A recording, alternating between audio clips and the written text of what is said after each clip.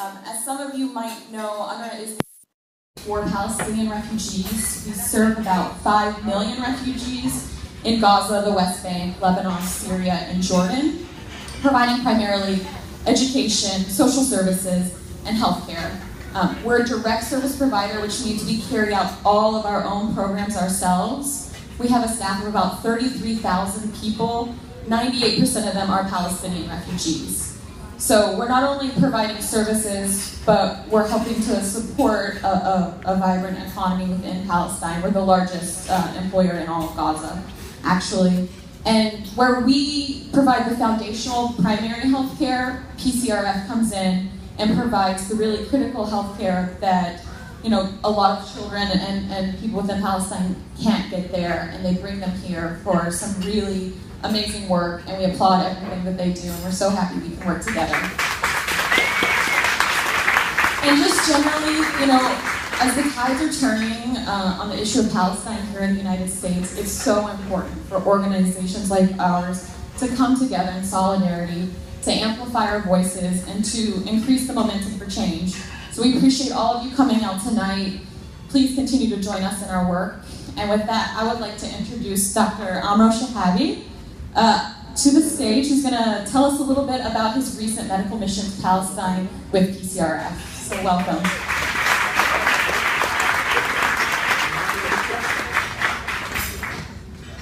Hi, how are you guys? I just want to say my name is Amro Shahabi. I started working with PCRF last year. I've done 2 missions so far, and hopefully the next one is in October. I'm a maxillofacial surgeon. In the past year, there's about 100 missions that went with PCRF or more, including maxillofacial surgery, orthopedic surgery, urology, plastic surgery, vascular surgery, and many, many other fields. All these fields are really needed in Palestine. About 60 of the missions are to the West Bank, 30 to Gaza, and about 11 even in Lebanon. There's a lot of work that goes into the mission.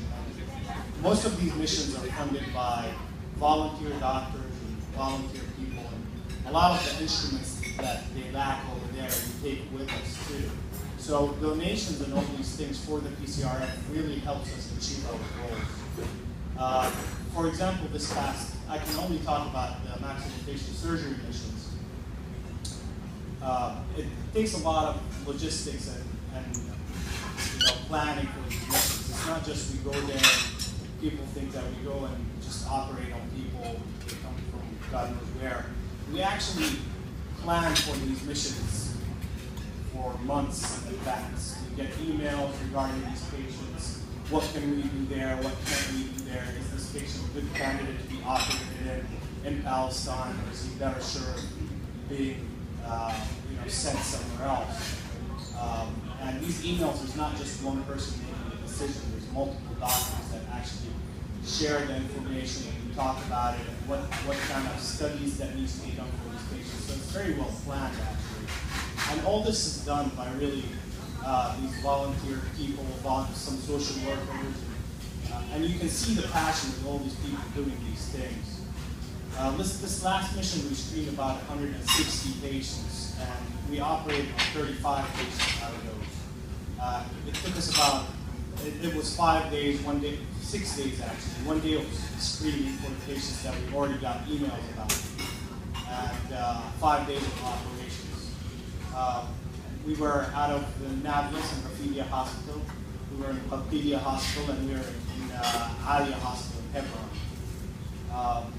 The year before that, we did about 200 screenings, and we operated on about 55 patients. Now, all these patients, you think, okay, they operate and leave. We don't actually do that. The local surgeons are involved with us. We also try to use our knowledge to help them how to deal with these things when we're not around. And they do the follow-ups too for these patients. And we still receive emails about these patients, how they're doing here. And 6 months later, when we go again, we see them for follow-ups too. And again, the logistics are tough, and at the same time, the instruments that we, at the hospitals that we operate at, is not up to par. We're lucky here in the United States to have all these facilities available to us. But when we go there, a lot of things we have to take with us. And all these things obviously cost a lot of money. Our organization, PCRF, really depends on the volunteer work, people, their time, and the volunteers that actually spend the money for us to be able to get these equipment to help these people. There's a huge need in every single specialty of medicine. It's a very rewarding work. You can see the eyes of the kids and their families, how they're happy about what we do. So, thank you for coming here today to show support for our cause.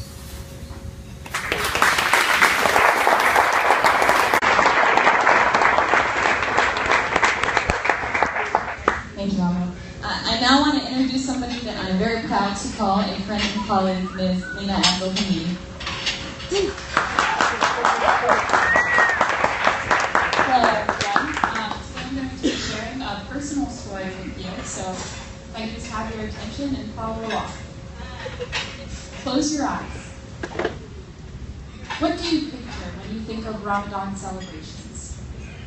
Families sitting around the dinner table together?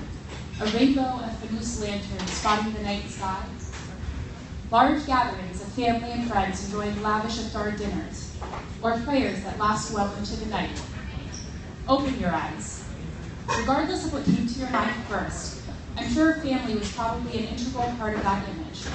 While I'm fortunate enough to be able to share those experiences with my parents and my brother, I miss deeply the opportunity to share these moments with the rest of my family. I won't come home tonight to Tanta making trays of bamboo for the family, simply because she heard that my mother loves them for support with her coffee. My Sidu Yunus' voice won't fill the room as he calls the adhan to begin the nightly prayers. My myriad of cousins won't be lying behind him, reciting after him. Tanta Fatima won't be buzzing around the kitchen, making her famous matluba, my absolute favorite, as I hover around her, eagerly hoping that her incredible culinary talents are passed on to me. I've been married for almost 3 years now, but those family members still haven't met my husband, Hisham, and they can't relish in the new traditions that we've begun as a family. For yet another year, a sense of emptiness exists during Ramadan, because my entire extended family won't be celebrating with me. You see, I can't have those moments with my entire extended family, because they live under siege in the Gaza Strip. Because of the 10-year illegal Israeli blockade, they are unable to leave, and I am unable to visit. Today, our Ramadan celebrations are together over Skype or by phone, but never around the table the way it should be. In Gaza, this holiday is not a respite for the 1.8 million people living there. The clean water is scarce. The fresh produce, the fish, are limited as farmers and fishermen are targeted by Israeli forces. People's lives revolve around a 12-hour-per-day power cut, making it absolutely impossible to plan anything with certainty. But even with all of these challenges, if you were to ask my family in Gaza what the hardest part of Ramadan is, they'll tell you it's the pain that they feel when they gather for iftar dinner and they're reminded of their loved ones who won't be joining with them. There are now more empty chairs than people, as so many families, including my own, lost loved ones in the recent assaults in Gaza. Instead of it being a time for celebration, it becomes a time of renewed mourning for many families. But I want to help bring hope back to my family and the people of Gaza, and that's why I joined the UNRWA USA team in 2015. UNRWA is the largest humanitarian organization serving the refugee population of Gaza, and this Ramadan, we will provide food aid to 1 million people there. My parents, who are here tonight, received their education at UNRWA schools. My aunts are both employed by UNRWA, one sewing embroidery through the job creation program, and another teaching children at the school for the visually impaired. Where others have failed, UNRWA has invested in creating countless opportunities for Palestinians like my family, empowering them with the skills that they need to persevere. With your help, we can do so much more. All right, guys, Put your hands together to show me how much the DMV cares about Palestine refugees. Let's see it.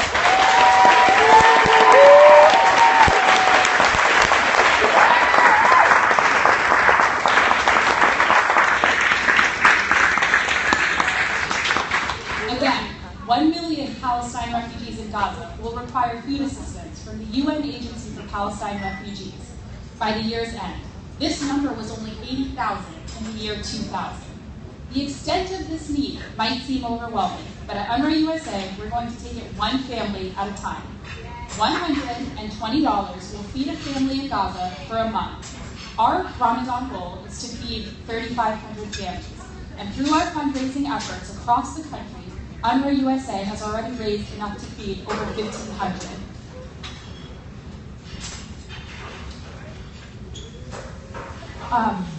Next, I would like to bring up Hashim Abu Shama, who is a graduate of UNRWA schools and our UNRWA youth delegate at the UN for Palestine Refugees. He is also from Palestine and will say a couple words about his experience. So please give him a hand of round. Yay!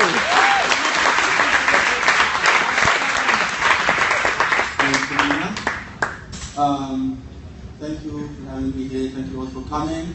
As Dina said, my name is Hashim Abu Shama. I grew up in a rural refugee camp in the north of Lebanon, in the West Bank. I myself went to the UNRWA schools from the first until the 9th grade. I was an intern with UNRWA USA last summer. And then last year, I became the first UNRWA youth representative at the United Nations. So my journey with UNRWA has been long, but definitely it's not enough. It's just the beginning. As Nina eloquently conveyed, Ramadan for me is a very complex month. This is actually my first Ramadan away from my family. This is my first Arab meal in such a long time. Ya Allah, I didn't hide any meat in my pockets.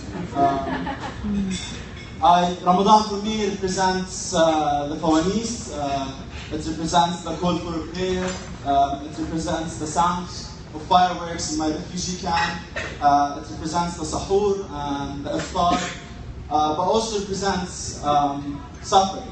It represents the reality that our people are still enduring under the illegal Israeli occupation of Palestine. In 2014, 2 years ago, when the assault was happening in Gaza, my friend Eid, who was named after Eid, was killed by the Israeli army 2 days before Eid.